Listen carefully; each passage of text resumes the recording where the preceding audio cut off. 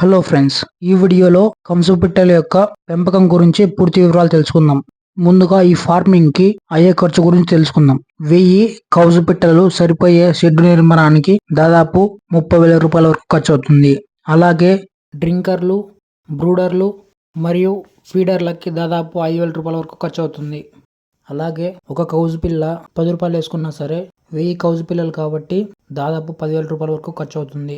ఒక కౌజు పిల్ల దాదాపు 650 గ్రాముల వరకు దానాను తింటుంది. దానాకు దాదాపు 20,000 రూపాయల వరకు ఖర్చు అవుతుంది.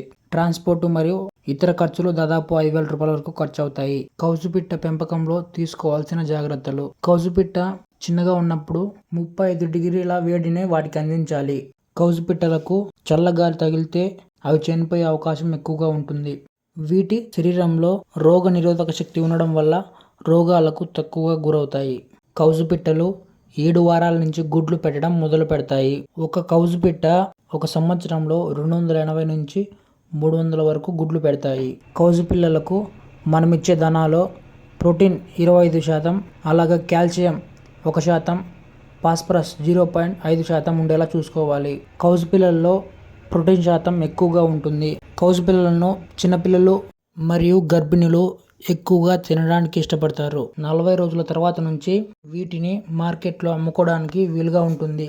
అలాగే ఒక కౌజు పిల్ల ధర 60 రూపాయలు వేసుకున్నా సరే దాదాపు 60,000 రూపాయల వరకు ఆదాయం ఉంటుంది. ఇలాంటి మరిన్ని వీడియోస్ కోసం మన ఛానల్ని సబ్స్క్రైబ్ చేసుకోండి.